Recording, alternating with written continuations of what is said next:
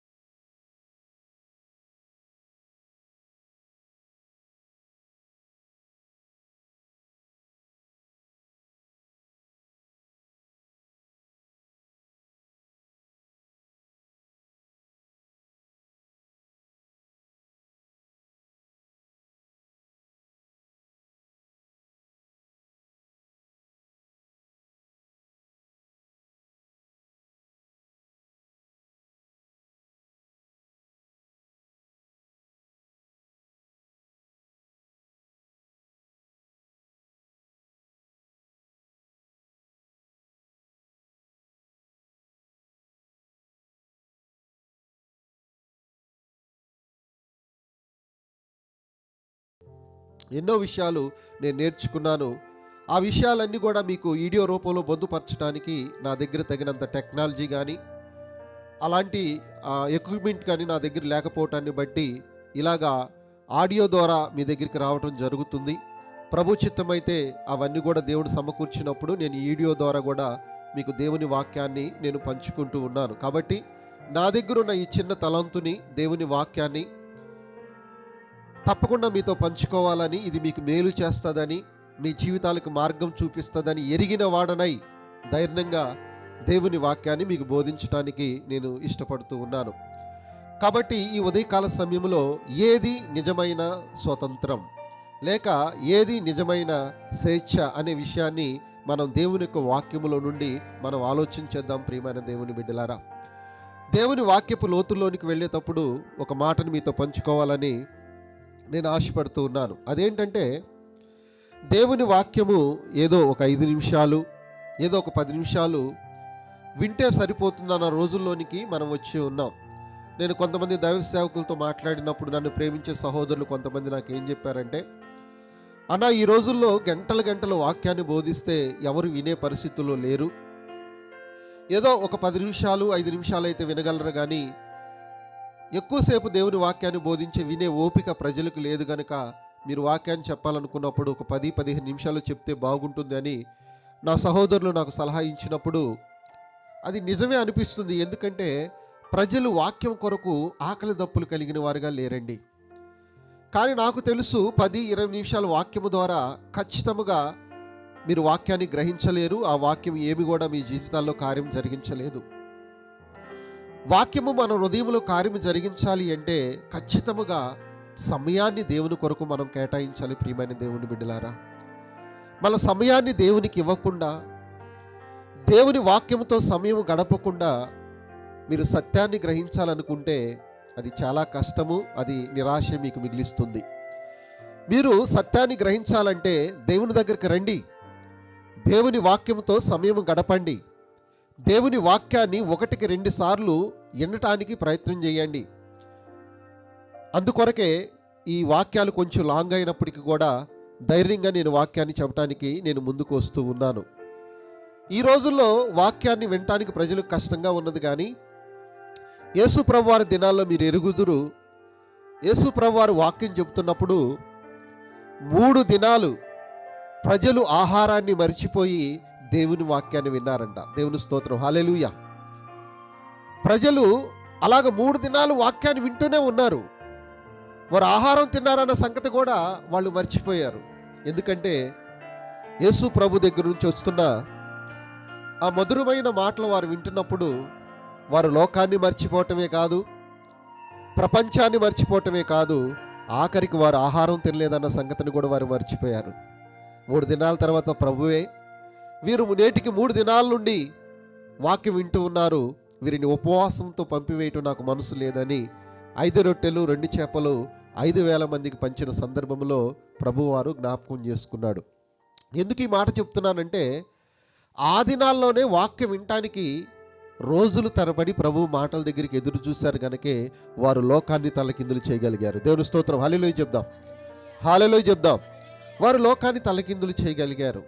మరి నీవు కూడా దేవుని కొరకు ఒక బలమైన సాక్షిగా ఉండాలి అన్నా, నీ విశ్వాస జీవితం పరిమళించాలి అన్నా, ప్రభు కొరకు నువ్వు మండే ఒక జ్యోతిగా ఉండాలి అన్నా, ప్రభుతో సహవాసం చేయకుండా, సమయము గడపకుండా అది సాధ్యం కాదు. ప్రియమైన దేవుని బిడ్డలారా, దేవుని వాక్యం ఎలా నేర్చుకోవాలో పరిశుద్ధాత్మ దేవుడు దావీదు గారి ద్వారా చెప్పిన మాటను కూడా మనం ఎరుగుదుము. ఆ మాటలు మనం బైబిల్లో మనకు కంటతమే. దేవుని వాక్యంలో ఏమని రాయబడి ఉన్నదంటే, కీర్తనల గ్రంథంలో యెహోవా ధర్మశాస్త్రమందు ఆనందించాలంట. యెహోవా ధర్మశాస్త్రమందు ఆనందించాలి. ఎప్పుడు మనం ఆనందిస్తాము అంటే ఆ వాక్యము విలువైనది అని మనకు తెలిసినప్పుడు, అవి జీవం కలిగిన దేవుని మాటలు, పరలోకం నుండి పంపబడిన దేవుని మన్నా అనే విషయం నీకు అర్థమైనప్పుడు ఆ మాటలు నువ్వు ప్రేమిస్తావు, ఆ మాటలు నువ్వు గౌరవిస్తావు, ఆ మాటలు నువ్వు హృదయంలో ఉంచుకుంటావు. అందుకే దావీదు తన జీవితంలో కూడా అంటాడు, నేను పాపము చేయకుండానట్లు నీ వాక్యమును నా హృదయములో ఉంచుకున్నాను. దేవుని వాక్యము నిన్ను పాపములో పడకుండా నిన్ను కాపాడుతుంది. దేవుని వాక్యము ఆయన కొరకు జీవించాలన్న ఆశ నీకు కలుగు చేస్తుంది. దేవుని వాక్యము నిన్ను ఒక ఉన్నతమైన స్థలంలోనికి తీసుకొని వెళ్ళాలి అంటే ఆ వాక్యముతో సమయం గడపాలి. అందుకే దావీదు అన్నాడు కదా, యెహోవా ధర్మశాస్త్రమందు ఆనందించటమే కాదు కానీ దివారాత్రులు చెప్పాలి. ఎలా వాక్యం ధ్యానించాలి? దివారాత్రులు, రాత్రి పగలు దేవుని వాక్యాన్ని ధ్యానం చేయాలంట. చదవటం కూడా కాదండి, ఇక్కడ దేవుని వాక్యాన్ని దివారాత్రులు చదవమంటలేదు, ధ్యానము చేయాలి అని దేవుని వాక్యం చెబుతుంది. మరి ఎంతమంది దేవుని వాక్యాన్ని దివారాత్రులు ధ్యానం చేస్తున్నారు? ప్రియమైన దేవుని బిడ్డలారా, ఎంతకాలమైంది మీరు పరిశుద్ధ గ్రంథమైన బైబిల్ పట్టుకొని? ఎన్ని రోజులైంది దేవుని వాక్యాన్ని మీరు చదివి? కానీ ఇక్కడ దేవుని వాక్యం అంటుంది, దివారాత్రులు దేవుని వాక్యము ధ్యానించేవాడు ధన్యుడు. ఎలా ధన్యుడవుతాడు అంటే వాక్యాన్ని దివారాత్రులుగా ధ్యానించినప్పుడు దేవుని మనసు నీకు అర్థమవుతుంది, దేవుని ఆలోచన నీకు అర్థమవుతుంది, దేవుడు నీ కొరకు ఏమి సిద్ధపరిచాడో అవన్నీ నువ్వు గ్రహించగలుగుతావు. ఎలాగంటే తెలుసా? వాక్యము ద్వారానే. అందుకే వాక్యాన్ని ప్రేమించండి, వాక్యాన్ని హద్దుకోండి, వాక్యం కొరకు జీవించండి.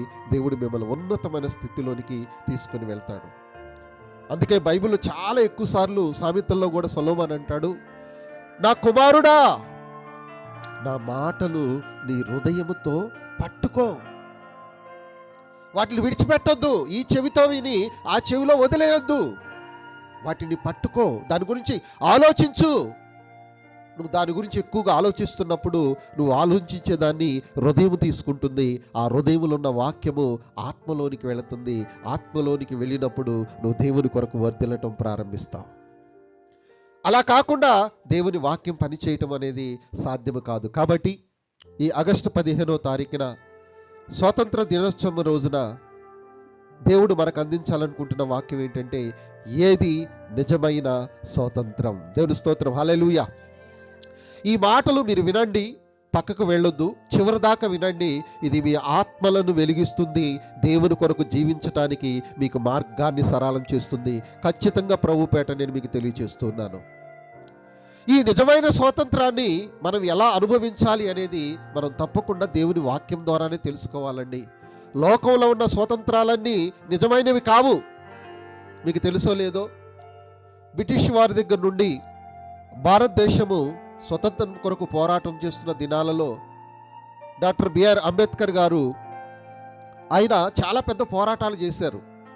కానీ ఆయన ఎక్కువ స్వాతంత్రాన్ని గురించి కంటే సమాన హక్కు కొరకు ఆయన పోరాటం చేశాడు. మన భారతదేశంలో గొప్పవారు అనబడిన వారు నెహ్రూ గారు కానివ్వండి, గాంధీ గారు కానివ్వండి, పటేల్ గారు కానివ్వండి, వీళ్ళందరూ కూడా స్వాతంత్రం కోసం పోరాటం చేస్తున్నప్పుడు సైమన్ కమిషన్ అనేది ఒకటి జరిగినప్పుడు అంబేద్కర్ గారు ఇంగ్లాండ్ వెళ్ళి అక్కడ రౌండ్ టేబుల్ సమావేశంలో మాట్లాడుతున్న సందర్భంలో బ్రిటిష్ వాళ్ళు అడిగారు, అయ్యా, నెహ్రూ గారు, పటేల్ గారు, గాంధీ గారు వారు స్వతంత్రాన్ని అడుగుతున్నారు, మరి నీవు ఏమడుగుతావని అంబేద్కర్ని అడిగినప్పుడు ఆయన చెప్పిన మాట ఏంటంటే, మీరు స్వాతంత్రం ఇస్తారు, మీరు వెళ్ళిపోతారు, భారతదేశంలో తరతరాలుగా మేము బానిసలుగా బతుకుతున్నాం. ఎవరో మీకు స్వాతంత్రం ఇస్తే అగ్రకులాల వాళ్ళకి వస్తుంది, మాకు స్వేచ్ఛ లేదు, మేము ఇప్పటికీ కూడా భారతదేశంలో అంటరాని వారిగా మిగలపడుతున్నాం. కాబట్టి మీరు మాకు ముందు సమాన హక్కులు కలిగించిన తర్వాత, మమ్మల్ని మనుషులుగా గుర్తించిన తర్వాత భారతదేశానికి స్వతంత్రాన్ని ఇవ్వండి అని చెప్పేసి అంబేద్కర్ మెలికిపెట్టి భారతదేశంలో ఉన్న పెద్దలను ఒప్పించి రిజర్వేషన్ తీసుకొచ్చి భారతదేశంలో అణగారిన వారికి ఒక మార్గాన్ని చూపిస్తూ ఉన్నాడు. ఎందుకు నేను చెప్తున్నానంటే, స్వతంత్రం ద్వారా అందరూ మేలు పొందారా అంటే అందరూ మేలు పొందలేదు, కొంతమందే మేలు పొందారు. అయితే నేను బోధిస్తున్న స్వతంత్రము శరీర సంబంధమైన స్వతంత్రము కాదు, ఇది ఆత్మ సంబంధమైన స్వతంత్రము. ఇది నీకు అర్థమైన రోజు నిజంగా నువ్వు స్వేచ్ఛగా నువ్వు జీవించగలుగుతావు. ప్రియమైన దేవుని బిడ్డలారా, ఇంతకీ నీకు స్వాతంత్రం ఎందుకు కావాలి? నువ్వు ఎలాంటి స్థితిలో ఉన్నావు, ఏ పరిస్థితుల్లో ఉన్నావు, అసలు మానవుని దేవుడు ఎందుకు చేసుకున్నాడు, దేని కొరకు చేసుకున్నాడు, నీ పట్ల దేవుని ప్రణాళిక ఏమిటి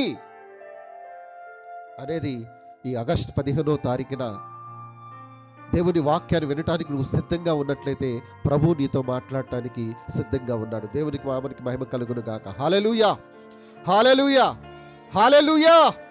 రండి, మన పరిశుద్ధ గ్రంథములో నుండి కొన్ని వాక్యాలని మనం ధ్యానం చేద్దాం.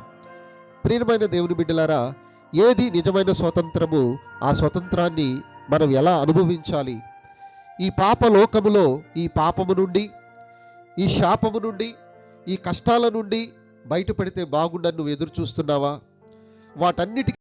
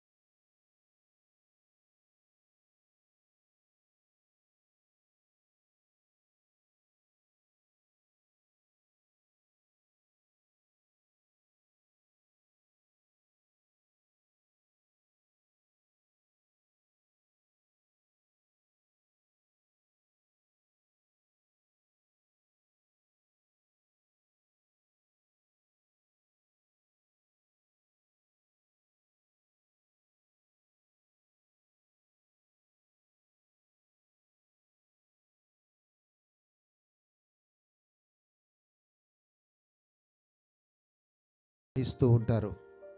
దేవుడు ఆ రీతిగా మానవుడిని సృష్టించి తనకు సాటి అయిన సహాయముగా అవ్వనిచ్చి ఆదాము దగ్గరికి భూజంతువులన్నిటినీ తీసుకొచ్చాడంట.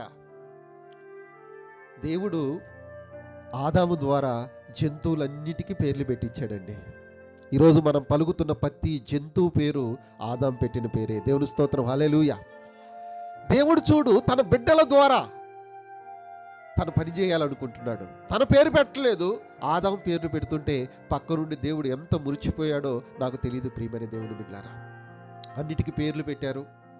ఆదాముకి ఎదురు తిరిగేది ఏది కూడా ఆ ఏదైనా వనంలో లేదు.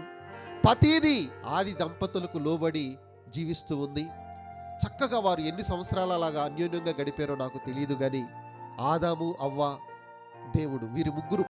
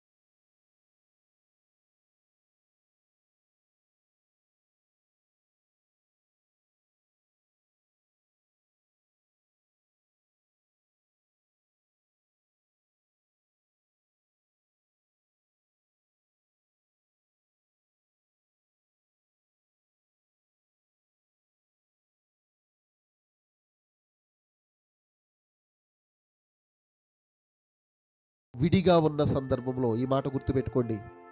వారిద్దరూ కలిసి ఉన్నప్పుడు సర్పరూపంలో అపవాది వారి ఎగిరికి రాలేదు, కానీ అవ్వ ఒంటరిగా ఉన్న సమయంలో 3వ అధ్యాయం ఆదికాండం మొత్తం మీరు చదివితే మీకు అర్థమవుతుంది. అవ్వ ఒంటరిగా ఉన్న సమయంలో అవ్వ దగ్గరికి ఈ సర్పం వచ్చింది. నేను అనుకున్నాను, ఒక్కసారి వస్తే అవ్వ వినేది కాదు. ఈమె కొన్ని రోజులు ఈ సర్పం అవ్వతో సహవాసం చేసి ఉండింది. తన నమ్మకాన్ని పొందటానికి, ఇది మంచిదిగా కనపడటానికి చక్కగా తనకు హెల్ప్ చేస్తూ ఉంటుంది. ఎందుకంటే ఎవరైనా మనల్ని మోసం చేయాలనుకున్నప్పుడు మంచివారిగానే ప్రవర్తిస్తారు. అందుకే చాలామంది లోకంలో ఉన్న యవన బిడ్డలు మోసపోతూ ఉంటారు. అలాగే అవ్వ దగ్గరికి వచ్చి ఒకరోజు మాట్లాడటం ప్రారంభించింది. ఏమని మాట్లాడుతుందంటే, దేవుడు ఏదన్నా తినవద్దని మీకేమన్నా చెప్పాడా? ఎందుకంటే ఏం చెప్పాడో కూడా అపవాదికి తెలియదు. ఇంకా దేవుడు ఒకవేళ మీకేమన్నా తినకూడదని చెప్పాడా అని అడిగినప్పుడు అవ్వ ఏమన్నదంటే, అవును, దేవుడు మమ్మల్ని ఈ వృక్ష ఫలాల్లో ఏదైనా మీరు తినొచ్చు, ఎందుకంటే ఇవన్నీ మా కోసమే. కానీ ఆ తోట మధ్యలో ఒక చెట్టు ఉంది, ఆ చెట్టు ఫలములు తినకూడదనియు దాన్ని ముట్టకూడదనియు, అది తిన్న రోజున మేము ఖచ్చితంగా చనిపోతాము అని దేవుడైన యెహోవా మాకు చెప్పాడు అని అపవాదితో అవ్వ చెప్పినప్పుడు, అపవాది చెప్పిన మాట అండి, మీరు ఇంటే ఆశ్చర్యపోతారు. 3వ అధ్యాయంలో ఆ మాటను ఒకసారి మనం చూద్దాము. 3వ వచనం చదవమ్మా. అయితే తోట మధ్యనున్న చెట్టు ఫలమును గూర్చి దేవుడు మీరు చావకుండునట్లు వాటిని తినకూడదనియు వాటిని ముట్టకూడదనియు చెప్పినని సర్పముతో అనెను. ఈ మాట కొంచెం మీ హృదయంలో తీసుకోండి. అందుకు సర్పము, వావ్, 17వ వచనంలో దేవుడు ఏమన్నాడంటే, మీరు నిశ్చయముగా చచ్చిపోతారు. ఇక్కడ 4వ వచనంలో సర్పం అంటుంది, అందుకు సర్పము, మీరు సావనే చావరు. వీళ్ళిద్దరి మాటలు ఆలోచించటం ప్రారంభించింది. అవత అంటుంది, ఏంటి దేవుడు అలాగే చెప్పాడా? దేవుడు అలాగే చెప్తాడు, ఉట్టికే. మీరు ఎలా చచ్చిపోతారు? పండు తింటే ఎట్లా చచ్చిపోతారు?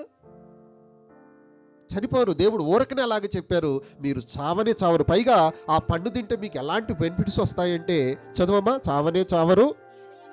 ఏలయనగా మీరు వాటిని తిను దినమున మీ కనులు తెరవబడిననియు మీరు మంచి చెడ్డలను ఎరిగిన వారై దేవతల వలె ఉందురనియు దేవునికి తెలియను.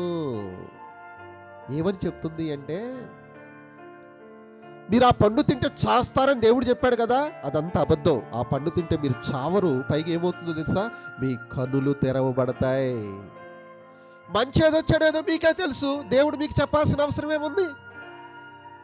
మీకు అన్నీ తెలిసిపోతాయి. ఇక దేవుడు కూడా మీకేమి బోధించాల్సిన అవసరము లేదు. అంతేకాదు, మీ కనులు తెరవబడి మీరు దేవతల వలె మారుతారు. ఎందుకంటే సర్పం కూడా ఒక దేవతే. తన ఏం చెప్తుందో తెలుసా? మీరు కూడా మాలాగా దెయ్యాలుగా మారిపోతారని చెప్పింది. కానీ దానికి దేవత అని టైటిల్ పెట్టింది అనమాట. ఈ పండు మీరు తింటే మీరు దేవతల్లాగా మారిపోతారు, ఇక దేవునితో మీకు కూడా అవసరం లేదు అనే లేకే. నేను ఆశ్చర్యపోతాను ప్రియులారా, అవ్వ మాట నమ్మింది. ఎందుకు నమ్మిందంటే, ఈమె కూడా ప్రతిరోజు దేవుడితో సాయంత్రం సహవాసం చేయటం, దేవుడికి సంజాయిషి చెప్పటం, ఎలాగున్నారు, ఏం చేశారు, ఏ జంతువుకి ఏ పేరు పెట్టారు, ఏ జంతువుకి ఎన్ని జరిగినాయి, ఇవన్నీ వివరాలు దేవునికి చెప్పాల్సి వస్తుంది. ఇవన్నీ లేకుండా మేమే యజమానులం అయిపోతే ఇక దేవుడితో పని లేకుండా మేము బతకగలమని నమ్మి ఆ పండును తీసుకొని తింద పిరిమైన దేవుని బిడ్డలారా, దేవుణ్ణి అబద్ధికుడిగా చేసింది ఎప్పుడైనా సాతాను కానీ లోకం కానీ. చూడండి, వాక్యము దేవుడు ఉన్నాడు, సృష్టికర్త ఉన్నాడు అని చెప్తూ ఉంటే, సైన్స్ ద్వారా ఈరోజు హేతువాదులు దేవుడు లేడు అని చెప్తున్నాడు. యేసు క్రీస్తే నిజమైన దేవుడు, ఆయన ద్వారానే రక్షణ ఉంది అని బైబిల్ చెప్తూ ఉంటే, మా దేవతలు మా దేవుళ్ళు మాకున్నారు, వారు కూడా మమ్మల్ని రక్షిస్తారు అని చెప్పి లోకం మనుషులు నమ్మిస్తూ, మతానికి ఒక దేవుడు, కులానికి ఒక దేవుడు, వర్గానికి ఒక దేవుడు, ప్రాంతానికి ఒక దేవుడుగా మనుషులందరూ కూడా మనుషుల వలె దేవుళ్ళని సృష్టించుకొని సృష్టికర్త మాటకి దూరం అయిపోయారు. ప్రియమైన దేవుని బిడ్డలారా, కాబట్టి ఎప్పుడైతే ఆ పండు తిందో నిజంగానే సాతాను చెప్పినట్లు వారి కనులు తెరవబడ్డాయి. కానీ వారు దేవతల వరే మారలేదు, కానీ దిగంబరులుగా మారిపోయారన్న నిజాన్ని తెలుసుకున్నారు. ఏంటి ఆ దిగంబరత్వము అంటే, అప్పటి వరకు దేవుని మహిమ వస్త్రాలు వాళ్ళు కలిగి ఉన్నారు. ఎప్పుడైతే ఆ పండు వారు తిన్నారో ఆ మహిమ వస్త్రాలు వాళ్ళు విడిచిపెట్టిపోయింది. అంటే దేవుని మహిమ వారిలో నుండి బయటికి వెళ్ళిపోయింది. వారు దిగంబరులుగా మిగిలిపోయారు. సిగ్గుతో భయముతో వెళ్ళిపోయి అంజూరపు ఆకులు చేసుకొని వారు సిగ్గుని కప్పుకుంటూ ఉన్నారు. భయపడిపోయి దాక్కున్నారు. ఇక అపవాది వెళ్ళిపోయింది, నా పని అయిపోయింది, మానవుణ్ణి దేవుణ్ణి విడదీసేసాను. ఇక ఇక మానవుడు దేవుని అధికారము నుండి విడుదల పొంది సాతాను అధికారం కిందకు వచ్చాడు. ఇప్పుడు నూతన దంపతులైన ఆదాం అవ్వలకి యజమాని ఎవరు అంటే అపవాది.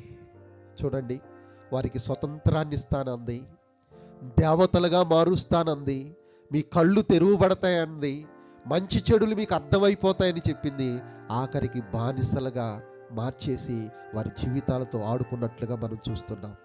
ఈరోజు అదే అపవాది మీ అందరితో కూడా మాట్లాడుతుంది. యవనస్తులతో అంటుంది, నువ్వు సిగరెట్ తాగు, ఎంత బాగుంటుందో తెలుసా, మందు తాగు, గంజాయి తాగు, డ్రగ్స్ అలవాటవు, ఇవి ఎంత బాగుంటాయో తెలుసని ఈరోజు ప్రపంచం మొత్తులో ఊగుతూ ఉంది.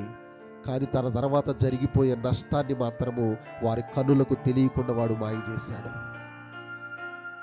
క్యాన్సర్ దేనివల్ల వస్తుంది? లివర్స్ ఎందుకు చెడిపోతున్నాయి? ఎందుకు యవన బిడ్డలు హెచ్ఐవిలతో బాధపడుతూ ఉన్నారు? తెలియక పాపంతో ఆట్లాడి అపవాది మాటలు విన్నందుకు మానవ జీవితం మొత్తం నాశనం అయిపోయింది. వారు దిగంబరులుగా అంజూరపు ఆకులు కట్టుకొని ఒక మూలన దాక్కున్నాడు. అప్పటి వరకు సృష్టి మొత్తము ఆదాం అవ్వల మాట వింది. ఇప్పుడు సృష్టి ఆదాం అవ్వల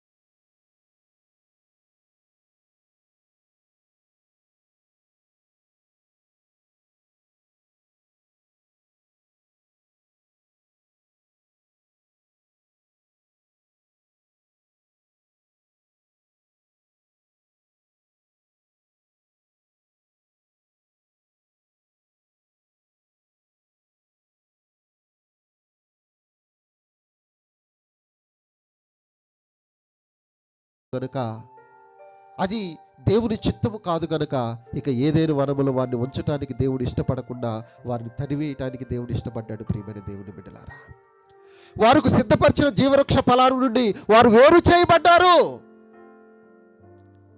వారిలోనికి మరణం ప్రారంభమైపోయింది. ఇక్కడి నుంచి బాగా వినాలి. దేవుడు అన్నాడు, ఈ పండు తింటే మీరు నిశ్చయముగా చచ్చిపోతారు. సాతాన్ అంటుంది, మీరు చావనే చావరు. మనిషి ఎవరి మాట విన్నారండి? సాతాను మాటే విన్నాడు. దేవుని మాట వినటానికి ఇష్టపడలేదు. ప్రభు అన్నాడంటే, ఆ పండు తిన్న దినమునే నిశ్చయముగా చచ్చిపోతారు. ఇక్కడ మీకు కొంత అనుమానం రావచ్చు. నన్ను హేతువాదులు కూడా అడిగారు, అయ్యా పండు తిన్నప్పుడు చనిపోతారని దేవుడు చెప్పాడు, సాతానేమో తింటే మీరు చావరని చెప్పారు, పైగా ఆ దినమునే చనిపోతారని దేవుడు చెప్పారు. మరి పండు తిన్న తర్వాత 930 సంవత్సరాలు అవ్వ ఆదాములు బతికున్నారని మీ బైబిల్లోనే రాయబడింది కదా, ఇంతకీ నిజం చెప్పింది సాతానా దేవుడని నన్ను అడిగారండి. నేను వారికి చెప్పాను, మీరు దేవుని వాక్యాన్ని అర్థం చేసుకోవాలి అంటే కొంత సమయం మీకు కావాలి, మీరు వింటానండి చెప్తాను. మేము వినాం, మాకు అవసరం లేదు. దేవుడు అసలు ఆదాములకి బట్టలు కూడా ఇవ్వలేదు, దిగంబరులుగా చేశాడు.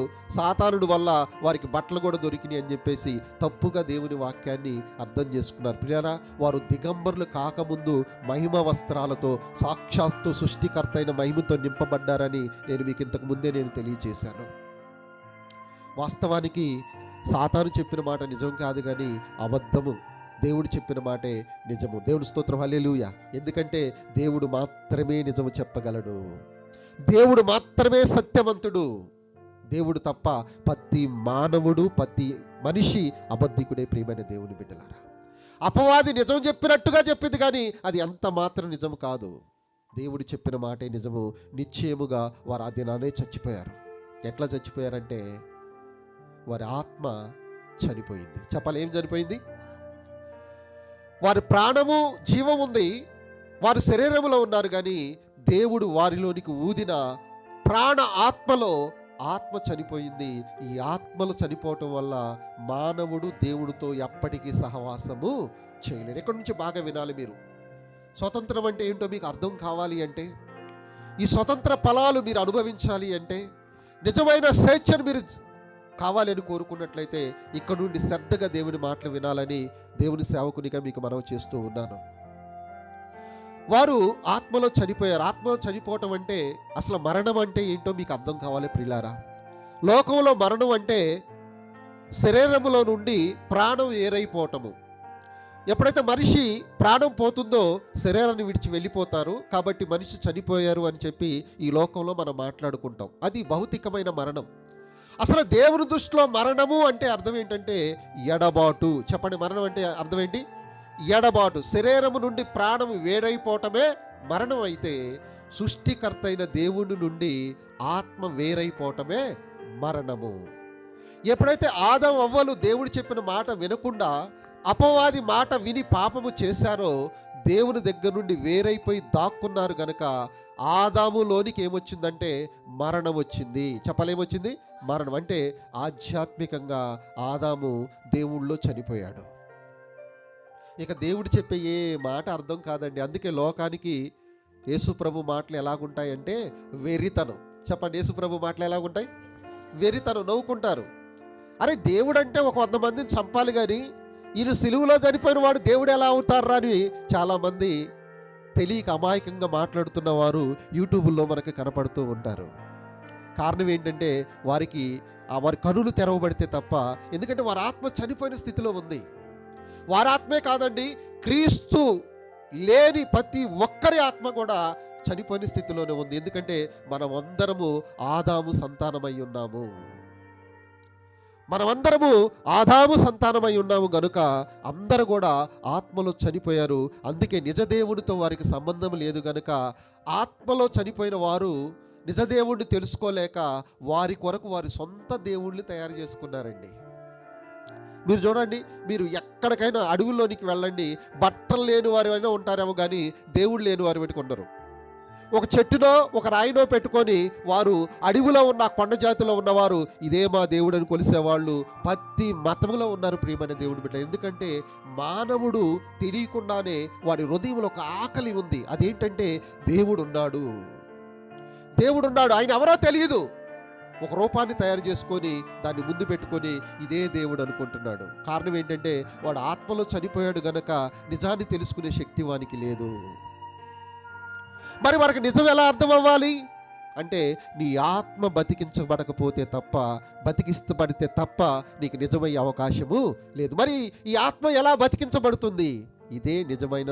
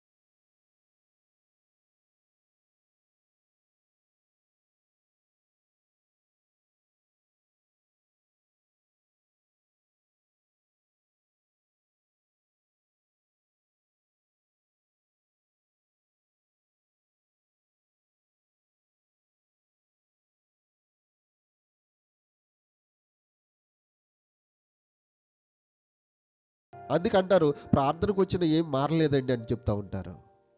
ప్రార్థనకు వస్తే మారాల్సింది ముందేందో తెలుసా? నీ హృదయం కాదు కానీ నీ ఆత్మలో మార్పు రావాలి. ఆత్మలో మార్పు రావాలంటే చనిపోయిన ఆత్మ బతికించబడాలి. దేవుని స్తోత్రం, హల్లెలూయా. అది ఎవరు చేయగలరు అంటే మీరు వింటా ఉంటే మీకు ముందుకు అర్థమవుతుంది. చదవమ్మ, కంటిన్యూ చేయి.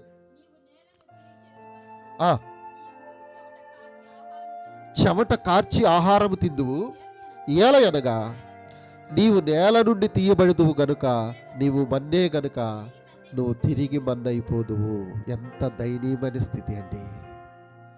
దేవుని జీవాన్ని పంచుకున్నవాడు, దేవుని ఊపిరిలో భాగమైన వాడు మట్టిలో కలిసిపోయే స్థితికి వెళ్ళిపోయారు. అది దేవుని సంకల్పం ఎంత మాత్రం కాదు. నేను ఎవరైనా చనిపోయినప్పుడు ఆ చనిపోయిన స్థలానికి వెళ్ళినప్పుడు పాస్టర్ గారు చెప్తున్న చివరి మాటలు నేను చాలా జాగ్రత్తగా వింటాను. ఆయన ఒక గుప్పుడు మట్టి తీసుకొని చెప్తాడు, ఇదిగో మట్టిని మట్టిగాను, దుమ్ముని దుమ్ముగాను, ధూళిని ధూళిగాని నేను దీన్ని కలిపి వేస్తున్నానని చెప్తాడండి. కానీ నీ పట్ల దేవుని చిత్తం అది ఎంత మాత్రం కాదు. చెప్పాడు, నువ్వు నా మాట వినలేదు, ఆ పండు నువ్వు తిన్నావు, నువ్వు మట్టిలో నుండి తీయబడ్డావు కనుక తిరిగి మట్టిలోనికి వెళ్ళిపోతావు. కారణం ఏంటంటే నువ్వు ఆత్మలో చనిపోయావు కనుక ఒకరోజు నువ్వు భౌతికంగా కూడా చనిపోతావు. చనిపోతే పర్లేదు, ఈ చనిపోయిన ఆత్మ ఎక్కడికి వెళ్ళిపోతుందంటే శాశ్వతంగా దేవునికి దూరం అయ్యి నిత్య నరకానికి వెళ్ళిపోతుంది. ప్రియమైన దేవుని బిడ్డలారా, అక్కడ ఎప్పటికీ కూడా ఈ ఆత్మకు స్వతంత్రం అనేది ఉండదు.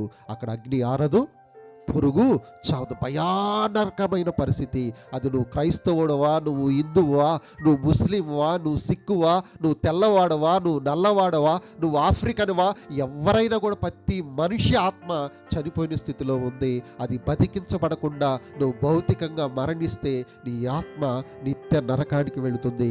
ఈ మాటలు నువ్వు నిర్లక్ష్యంగా తీసుకోవద్దు ప్రియమైన దేవుని బిడ్డలారా. ఇదేదో మత సంబంధమైన బోధ కాదు, ఇదేదో మతాన్ని రక్షించుకోవడానికి చేసే మాటలు కావివి. నీ బ్రతుకులో నిజమైన స్వాతంత్రం అంటే ఏంటో పరిచయం చేసే మాటలు ఈ మాటలు. దేవుడు అన్నాడు, నువ్వు మన్నే గనుక తిరిగి నీవు మన్నైపోతావు. నువ్వు మట్టిలో నుంచి తీయబడ్డావు గనుక నువ్వు తిరిగి మట్టిలోనికే వెళ్ళిపోతావు. ఇది ఒక్క ఆదాము విషయంలో జరగటమే కాదండి, ప్రతి మానవుడి విషయంలో జరుగుతూ ఉంది. దీన్నే పరిశుద్ధ బైబిల్లో నుంచి మనం చూద్దాము. ప్రతి మానవుడి పరిస్థితి ఎలాగుందో ఎఫెసీయులకు రాసిన పత్రిక 2వ అధ్యాయము 1వ వచనాన్ని కొత్త నిబంధన బైబిల్లో నుండి, మీ దగ్గర బైబిల్ ఉంటే నాతో పాటు ఎఫెసీయులకు రాసిన పత్రిక 2వ అధ్యాయము 1వ వచనాన్ని చదవండి. బాగా వినాలి. మీ అపరాధముల చేతను పాపముల చేతను మీరు చచ్చిన వారై ఉండగా ఆయన మిమ్ములను క్రీస్తుతో కూడా బ్రతికించెను. ప్రియులారా, ఇంకా చెప్పవలసినవి చాలా ఉన్నవి. ఎందుకంటే నీ ఆత్మ ఎలా బతికించబడుతుందో నీకు తెలియాలి. బతికించబడిన ఆత్మ ఎలాగ వర్ధిల్లాలో తెలియాలి. ఆ వర్ధిల్లిన ఆత్మ క్రీస్తు స్వరూపంలోకి మార్చబడిన తర్వాత ఈ శపించబడిన భూమి ఎలాగ నీకు ఆశీర్వాదకరంగా మారిద్దో ఇవన్నీ చెప్పాలి. సమయాభావాన్ని బట్టి నేను దీన్ని కొనసాగించలేకపోతున్నాను. తర్వాత దీన్ని ముందు నేను కొనసాగిస్తాను. ఇంకా ఒక 10 నిమిషాలు దేవుని వాక్యాన్ని వినగలిగితే నేను ఇంకా ఒక చిన్న పునాది వేసి నేను తర్వాత వచ్చే ఎపిసోడ్లో మీకు తెలియచేయడానికి నేను ఇష్టపడుతున్నాను. వాక్యాన్ని ప్రేమించే వారికి తప్ప ఇవి మిగతా వారికి అర్థం కావు. ఇక్కడ పౌలు గారి ద్వారా దేవుడు ఏమని చెప్తున్నాడంటే, మనుషులందరంట అపరాధముల చేతను పాపముల చేతను చచ్చిపోయారు. ప్రియులారా, దేవుని దృష్టిలో ఆదాము అవ్వలు పండు తిన్న రోజే చచ్చిపోయారు. ఎందుకంటే దేవుడి నుంచి వారు ఏమైపోయారు? వేరు చేయబడ్డారు. ఈరోజు భూమి మీద ఉన్న ప్రతి మానవుడు దేవునికి వేరు చేయబడ్డారు. కానీ కాబట్టి దేవుని దృష్టిలో మనుషులందరూ చచ్చిపోయారు. చెప్పాలి, దేవుని దృష్టిలో మనుషులందరూ చచ్చిపోయారు. దేవుని దృష్టిలో మనుషులందరూ, కానీ ఇది మనుషులకు తెలియదు. మనుషులు మేము బతికున్నాం, మా పనులు మేము చేసుకుంటున్నాం, మేము చాలా చక్కగా జీవిస్తున్నాం, మాకు చాలా మంచి భవిష్యత్తు ఉందని భ్రమపడుతున్నారు. నిజమే, భౌతికంగా నువ్వు బతికున్నావు, నీలో ఒక ప్రాణం ఉంది, కానీ నీ ఆత్మ చనిపోయింది. ఎందుకంటే నీ ఆత్మ దేవునితో కనెక్ట్ అవుతే తప్ప మరలా బతికే అవకాశం మాత్రము లేదు. దాన్నే ప్రకటన గ్రంథంలో కూడా అంటాడు ప్రభువారు. ఏమని అంటాడంటే, జీవించుచున్నావన్న పేరు మాత్రం ఉంది, కానీ నీవు మృతుడవే. బతుకున్నావని చెప్పుకుంటున్నావు, కానీ నా దృష్టిలో చనిపోయావు. ఎందుకంటే చేసుకున్న నాకు నువ్వేమీ ఉపయోగపడట్లేదు. ఏ ఉద్దేశంతో నేను చేసుకున్నానో, ఏ ప్రణాళికతో నిన్ను నిర్మించానో, ఏ ఉద్దేశంతో నీ నాసిక రంధ్రములో నేను జీవవాయువును ఊది జీవించే ఆత్మగా చేసుకున్నానో, ఆ సంకల్పం నుంచి నువ్వు త్రప్పిపోయావు గనక మరలా నా జీవం నీలోనికి వస్తే తప్ప నువ్వు బతికే అవకాశము లేదు. ఇక్కడ నుంచి బాగా వినాలి ప్రియులారా. భూమి మీద ఉన్న మనుషులందరూ చనిపోయారు. వాటి ఎవరైనా సరే, అని మనిషి అయితే చాలండి, వాళ్ళందరూ కూడా దేవుని దృష్టిలో చనిపోయారు. మనుషుల దృష్టిలో బతికే ఉన్నారు. ఆదామవ్వలు పండు తిన్న తర్వాత మనుషుల దృష్టిలో 930 సంవత్సరాలు బ్రతికారు, కానీ దేవుడి దృష్టిలో మాత్రము వారు చనిపోయినట్టే లెక్క. మన దృష్టిలో మనం బతికుండొచ్చు, కానీ దేవుడి దృష్టిలో మాత్రం చనిపోయాము. ఈ చనిపోయిన ఆత్మ తిరిగి బతికించబడటమే నిజమైన స్వతంత్రము. హల్లెలూయా, హల్లెలూయా. ఈ నిజమైన స్వతంత్రాన్ని పరిశుద్ధాత్మ దేవుడు నీకు ఇవ్వాలని ఆశపడుతున్నాడు.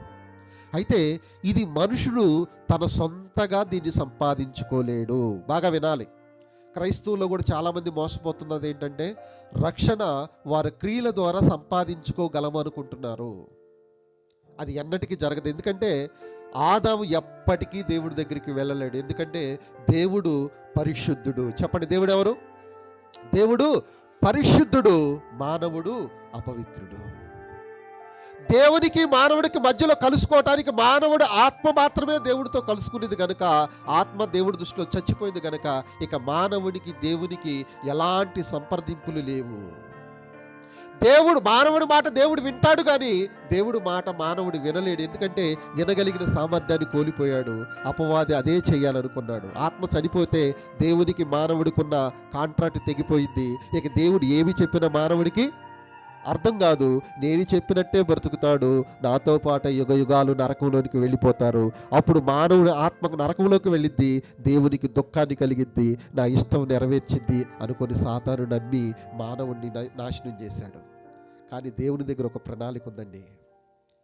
ఆ ప్రణాళిక అర్థం చేసుకుంటే మనం ఆశ్చర్యపోతాం. ఏంటి ఆలోచన అంటే, దేవుడే మానవుడి దగ్గరికి రావటానికి సిద్ధపడ్డాడు. దేవుని స్తోత్రం, హల్లెలూయా. మానవుడు ఎట్టి పరిస్థితుల్లో దేవుడి దగ్గరికి వెళ్ళలేడు, కానీ దేవుడు మానవుడి దగ్గరికి రాగలడు. ఎలా రావాలి? ఎలా రావాలి? అందుకే ఆయన ఏం చేశాడో తెలుసా? మానవ శరీరాన్ని మన కొరకు ధరించుకున్నాడంట. దేవుని స్తోత్రం, హల్లెలూయా.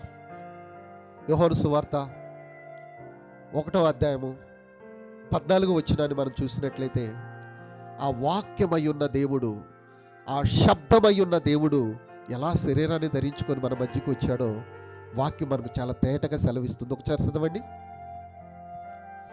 1వ అధ్యాయము 14వ వచనం. 1వ అధ్యాయము 14వ వచనం. ఆ వాక్యము బాగా వినాలి. యేసు ప్రభు అంటే ఎవరు అనుకుంటున్నారు? వాక్యము. ఆది యందు వాక్యము అంటే బిగినింగ్.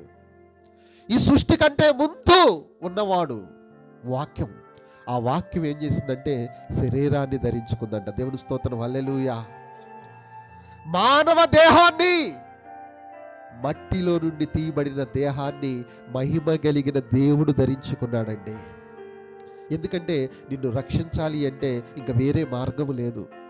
ఇది మీకు అర్థం అవ్వాలంటే, ఉదాహరణకి ఒక చీమల పుట్ట ఉందనుకోండి, వాటి దగ్గరికి ఒక అగ్ని వచ్చి ఆ పుట్టంతటిని కాల్చివేయడానికి సిద్ధంగా ఉందనుకోండి, ఆ దగ్గరికి వస్తున్న ఆ విషయం వారికి తెలియదు. మనిషిగా నువ్వు వెళ్ళి ఆ చీమలకు నువ్వు చెప్పలేవు, నీ భాష వాటికి అర్థం కాదు. కానీ ఆ ఒక చీమ అయితే ఆ చీమ వారి దగ్గరికి వెళ్ళి జరిగిపోయే ప్రమాదాన్ని చెప్పి ఆ చీమలన్నింటిని కూడా రక్షించగలదు. దేవుడు దేవుడుగా వస్తే ఏ మానవుడు ఆయన ముందు నిలబడలేడండి. ఆయన పరిశుద్ధత ఎదుట ప్రతి మానవుడు బూడిదైపోతాడు. దేవుడు దూతగా వస్తే నిన్ను రక్షించలేడు. మానవుడిగా వస్తే తప్ప నీకు నాకు రక్షణ లేదు గనక ఆయన మన రక్త మాంసములో పాలివాడయ్యాడు. హల్లెలూయా. ఇది ఊహ కందని సత్యము, ఇది వివరించడానికి తరము కాని సత్యము. ఆ వాక్యం ఏం ధరించుకుందంట? శరీరధారి అయి కృపా సత్య సంపూర్ణుడిగా మన మధ్యన నివసించెను. దేవుని స్తోత్రం, హల్లెలూయా. చెప్పండి అందరూ, దేవుడు మన మధ్య నివసించెను. చెప్పండి, దేవుడు మన మధ్య నివసించెను. ఏదైనా వనములో ఆదామవల మధ్య నివసించిన దేవుడు ఆ బంధం తెగిపోయిన తర్వాత ఇక మనుషుల మధ్యలో నివసించలేకపోయాడు. ఇప్పుడు శరీరాన్ని ధరించుకొని మన వలె మారి మన మధ్యకి వచ్చాడండి మనల్ని రక్షించడానికి. మన దగ్గరికి వచ్చి ఆయన ఇప్పుడు తన మాటల ద్వారా నశించిపోతున్న వారిని వెతికి రక్షిస్తున్నాడు. చెప్పలు కూడా దేవుడు స్తుతిద్దామండి. నశించిపోతున్న వారిని వెతికి రక్షించడానికి, లేకపోతే బంధకాల్లో ఉన్న వారికి నిజమైన స్వతంత్రం ఇవ్వటానికి. దేవునితో సంబంధము తెగిపోయి శపించబడిన నేలలో బ్రతుకుతూ కరువు ద్వారా, అనారోగ్యము ద్వారా, ఆర్థిక ఇబ్బందుల ద్వారా నలిగిపోయి మరణించి నరకానికి వెళ్ళిపోయే మానవుడను మరలా దేవుని దగ్గరికి తీసుకొచ్చి దేవునితో అంటుకట్టి సమృద్ధిలోనికి తీసుకువెళ్ళటానికి దేవుడు ఒక ప్రణాళిక రూపించాడు. ముందు నిన్ను దీవించాలి అంటే నీ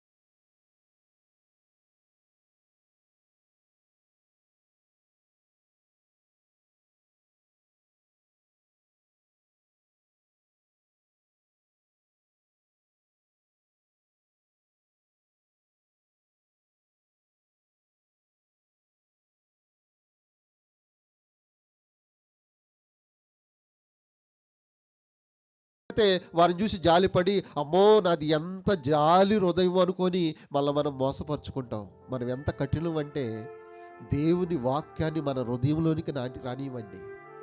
అన్నిటికీ మన దగ్గర స్థానం ఉంది. అనురాగాలకి స్థానం ఉంది, ఆప్యాయతలకు స్థానం ఉంది, ధనానికి స్థానం ఉంది, కనికరానికి స్థానం ఉంది. కానీ దేవుని వాక్యానికి మాత్రం మన హృదయంలో స్థానం. ఎందుకు తెలుసా? ఆ వాక్యం నీ హృదయంలో నుండి నీ ఆత్మలోనికి వెళ్ళిపోతే చనిపోయిన నీ ఆత్మ బతికిద్ది. అది సాతానికి ఇష్టం లేదు గనుక అందుకే వాక్యం దగ్గరికి ప్రజల్ని రానీడు, వచ్చినా విననీడు, విన్నా గ్రహించనీడు, గ్రహించిన హృదయంలోకి రానీడు, హృదయంలోనికి వచ్చిన ఆత్మలోనికి రానీడు. ఎవరైతే ఆత్మ ద్వారా వాక్యాన్ని గ్రహిస్తాడో వాడు ధన్యుడు. దేవుని స్తోత్రం. హల్లెలూయా, హల్లెలూయా. వాక్యమును గ్రహించిన వాడు ధన్యుడు. అందుకే లోపల నాటబడి, ఎక్కడమ్మా చెప్పండి, లోపల నాటబడి మీ ఆత్మలను, చెప్పండి, మీ ఆత్మలను రక్షించుటకు శక్తి కలిగిన వాక్యమును సాత్వికముతో అంగీకరించండి. గుర్తుపెట్టుకుని ప్రియులారా, మీ ఆత్మలను రక్షించగలిగిన శక్తి వాక్యానికి ఉంది, ఇంకా దేనికి లేదండి. మీ ఆత్మను రక్షించే శక్తి ఒక వాక్యానికే ఉంది. సమయం గంట కావస్తుంది, నేను ముగిస్తున్నాను. ఇంకా చెప్పవలసిన విషయాలు చాలా ఉన్నాయి. ఈరోజు ఇంతవరకు క్రైస్తవ లోకాన్ని ఎరిగింది, ఇంతవరకు కొంతమంది నిజ క్రైస్తవులు తెలుసుకున్నారు. ఇంకా వారికి అర్థం కానిది ఏంటంటే, నేను రక్షించబడ్డాను, రక్షించబడిన తర్వాత కొన్ని నెలలు నేను దేవుళ్ళు చాలా ఆనందంగా ఉన్నాను, తర్వాత నేను బలహీనమైపోయాను. నేను ఎందుకు దేవుని కొరకు నిలబడలేకపోతున్నాను? అసలు నేను నిజంగా దేవుణ్ణి నమ్మానా, నమ్మలేదా? నేను రక్షించబడ్డానా, రక్షించబడలేదా? నేను లోక సంబంధనా, దేవుని సంబంధనా అని గందరగోళంలోకి వెళ్ళిపోయారు ప్రియులారా. కారణం ఏంటంటే, వారు రక్షించబడ్డారు కానీ ఆ తర్వాత ఏం జరిగిద్దో అన్న దాని పట్ల వారికి అవగాహన లేదు.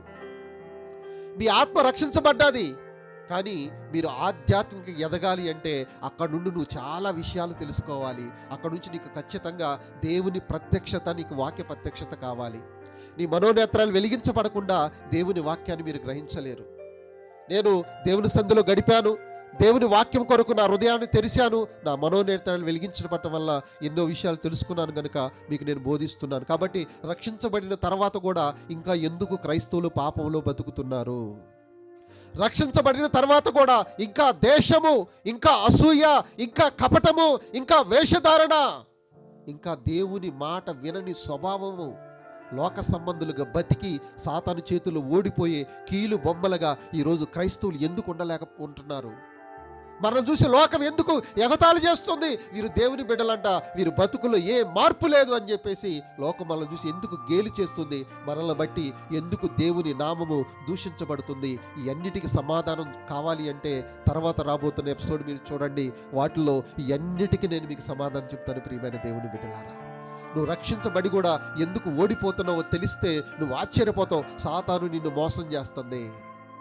దేవుని వాక్యం నువ్వు వినగలిగి గ్రహించగలిగితే నువ్వు విడుదలను అనుభవిస్తావు. ఈ ఆగస్టు 15వ తారీఖున ఈ స్వతంత్ర దినోత్సవం నాడు నీ ఆత్మకు విడుదల కలుగు చేయాలని పరిశుద్ధాత్ముడు కోరి నిన్ను ప్రేమించి ఈ మాటలు నీకు అందించాడు. ఎంతోమంది సేవకుల మాటలు మీరు విని ఉండొచ్చు.